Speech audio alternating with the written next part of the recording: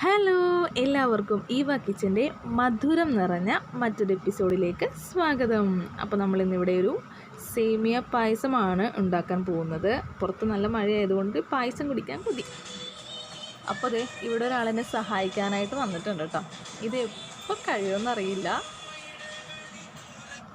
ഇതാ ഇവിടെ സേമിയം നന്നായിട്ട് ചെറുതായിട്ട് ഒടിച്ചെടുത്തിട്ടുണ്ട്. അതിൽ ഒരു പാക്കറ്റ് മുഴുവൻ ഞാൻ എടുത്തിട്ടില്ല, കുറച്ച് ഞാൻ മാറ്റി വെച്ചിട്ടുണ്ട്. കശുവണ്ടി മുന്തിരി കുറച്ചെടുത്തിട്ടുണ്ട്. ഒരു 3 പാക്കറ്റ് പാല് ഞാൻ പാത്രത്തിലേക്ക് പൊട്ടിച്ചൊഴിച്ച് കൊടുക്കുന്നുണ്ട്. ഇനി അതിലേക്ക് ഒരു 1.5 കപ്പ് വെള്ളം ഞാൻ ഒഴിച്ചു കൊടുത്തിട്ടുണ്ട്. ഇനി പഞ്ചസാരയും ഒരു 10 ഏലക്കയും കൂടിയിട്ട് നന്നായിട്ട് മിക്സിയിലിട്ട് നന്നായിട്ട് പൊടിച്ചെടുക്കാം. അപ്പോൾ അതേ പൊടിച്ചെടുത്തിട്ടുണ്ട് പഞ്ചസാരയും ഏലക്കയും. ഇനി ഒരു പാനിൽ ഞാനൊരു 50 ml നെയ്യ് ഒഴിച്ച് കൊടുത്തിട്ടുണ്ട്. കശുവണ്ടിയും മുന്തിരിയും വറുത്ത് മാറ്റിയിട്ടുണ്ട്. ഇനി ആ നെയ്യിലേക്ക് നമുക്ക് സേമിയ ഇട്ട് കൊടുക്കാം.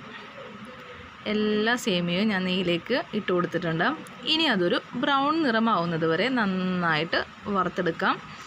അപ്പോൾ അതേ നന്നായിട്ട് ഒരു ഗോൾഡൻ കളറായി വന്നിട്ടുണ്ട്. ഇതാ പാല് തിളപ്പിക്കാനായിട്ട് ഞാൻ അടുപ്പിൽ വെച്ചിട്ടുണ്ട്. അപ്പോഴേക്കും നമുക്ക് കുഞ്ഞു കുഞ്ഞു കാഴ്ചകൾ കണ്ടിട്ട് വരാം. ഇതാ പുറത്ത് നല്ല മഴയാണ്.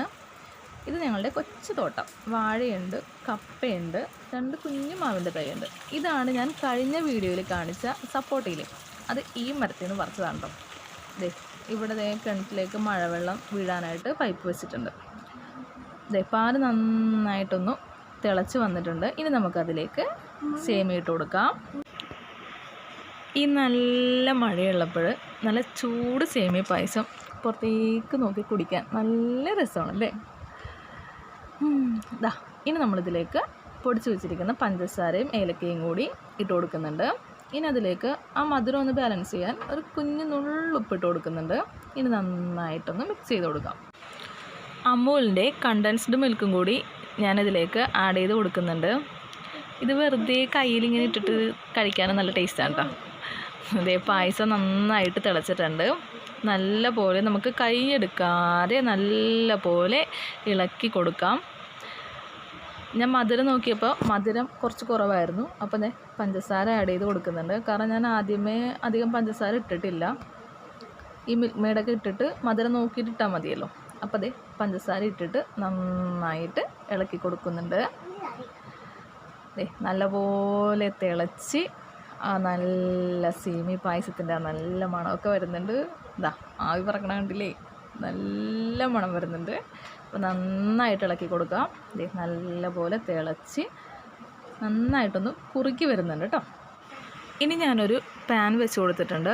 അതിലേക്കൊരു 2.5 ടേബിൾ സ്പൂൺ പഞ്ചസാര ഇട്ട് കൊടുക്കുന്നുണ്ട്. എന്നിട്ട് ആ പഞ്ചസാര നേരിയ തീയിൽ, ചെറു തീയിൽ ഒന്ന് ഉരുക്കിയെടുക്കാം. ഇതാ പഞ്ചസാര നന്നായിട്ട് ഉരുകി വരുന്നുണ്ട്. ഇതാ നല്ലൊരു ഗോൾഡൻ കളറായി വരുമ്പോൾ ഞാനൊരു 1/4 ഗ്ലാസ് പാല് ഈ പഞ്ചസാര ലൈനിലേക്ക് ഒഴിച്ചു കൊടുക്കുന്നുണ്ട്. എന്നിട്ട് നന്നായിട്ട് കൈയെടുക്കാതെ മിക്സ് ചെയ്ത് ഇത് നമുക്ക് പായസത്തിലേക്ക് ഇട്ടിട്ട് നന്നായിട്ട് ഞാനത് മിക്സ് ചെയ്തിട്ടുണ്ട്. ഇനി കശുവണ്ടിയും മുന്തിരിയും ഇട്ട് കൊടുത്ത് നന്നായിട്ട് മിക്സ് ചെയ്യുക. അപ്പോൾ നമ്മൾ നേരത്തെ ഇട്ട ആ പഞ്ചസാര ലൈനിയും കശുവണ്ടിയും മുന്തിരിയും എല്ലാം കൂടി നന്നായിട്ട് മിക്സ് ചെയ്ത് ഇതാ നമ്മുടെ പായസം റെഡി ആയിട്ടുണ്ട്. അപ്പോൾ അങ്ങനെ ആ പഞ്ചസാരയും പാലും കൂടി മിക്സ് ചെയ്തില്ലേ, അത് ഇടുന്നത് എന്തിനാണെന്ന് വെച്ചാൽ നമ്മൾ കടയിൽ നിന്നൊക്കെ പായസം വാങ്ങുമ്പോൾ ഒരു പ്രത്യേക നിറമല്ലേ, അപ്പോൾ ആ ഒരു കളർ കിട്ടാൻ. അപ്പോൾ വീഡിയോ ഇഷ്ടമായെങ്കിൽ ലൈക്ക് ചെയ്യുക, ഷെയർ ചെയ്യുക, സബ്സ്ക്രൈബ് ചെയ്യുക, താഴെ കാണുന്ന ബെല്ലൈക്കൻ കൂടി ക്ലിക്ക് ചെയ്യുക. ഈ പായസം എങ്ങനെയുണ്ട്?